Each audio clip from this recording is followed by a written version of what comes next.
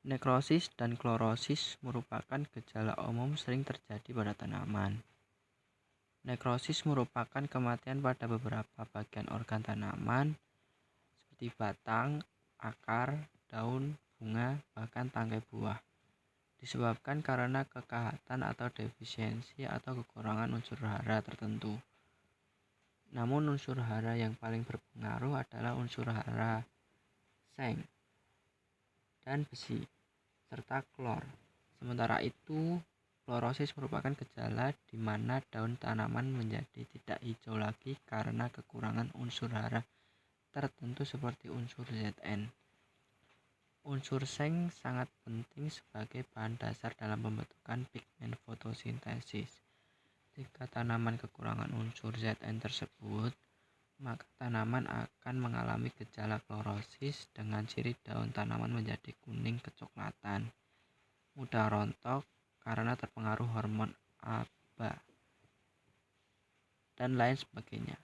Klorosis adalah keadaan jaringan tumbuhan, khususnya pada daun, yang mengalami kerusakan atau gagalnya pembentukan klorofil, sehingga tidak berwarna hijau, melainkan kuning atau pucat hampir putih. Klorosis dapat disebabkan dari buruknya drainase, kerusakan perakaran, alkali tanah yang tinggi, dan kekurangan unsur hara pada tanaman. Kekurangan unsur hara dapat disebabkan jumlah hara tersedia yang tidak mencukupi karena tingginya pH tanah seperti pada tanah alkali, atau dapat disebabkan tanaman tidak dapat menyerap unsur hara karena kerusakan atau perkembangan akar yang tidak baik. Klorosis seringkali merupakan petunjuk terjadinya kekurangan hara atau serangan penyakit yang dialami oleh tumbuhan. Klorosis juga merupakan gejala umum dari infeksi virus. Klorosis pada tanaman yang terserang virus tampak berupa daun yang menguning secara berseragam dan secara umum dapat berpola mosaik, bercak, cincin, dan pola garis. Faktor unsur hara memang menjadi penyebab terjadinya gejala nekrosis dan klorosis pada tanaman. Gejala tersebut jika dibiarkan terlalu lama maka akan terjadi kerapuhan organ tanaman serta kematian organ tanaman secara permanen. Gejala nekrosis yaitu keadaan yang menunjukkan adanya kematian jaringan akibat aktivitas fisiologis dari patogen. Gejala nekrosis terdiri dari: pertama, yellowing yaitu menguning akibat rusaknya klorofil. Kedua, wilting yaitu layu akibat gangguan pada penguapan dan proses osmosis. Nomor 3, spot yaitu bercak yang bentuknya bulat atau tidak beraturan pada daun, batang muda atau buah. Keempat, black yaitu bercak-bercak busuk pada bagian daun yang bentuknya lebih besar dari spot. Kelima, lead black yaitu bercak busuk pada umbi atau bagian tertentu tanaman yang disebabkan oleh jamur Phytophthora spp. Yang keenam, early black yaitu bercak cincin atau konsentris yang disebabkan oleh jamur Alternaria spp. Yang ketujuh, scorch yaitu terbakar pada daun bagian luar, warnanya coklat seperti kena suhu tinggi. Kedelapan, scald yaitu memutihnya epidermis pada buah atau daun. Kesembilan, blaze yaitu kematian yang cepat di bagian pucuk atau pembungaan.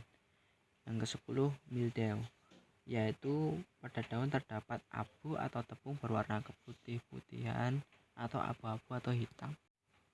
Gejala klorosis.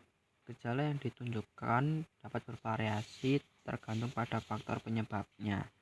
Semakin tinggi pH tanah, maka tumbuhan akan semakin klorosis.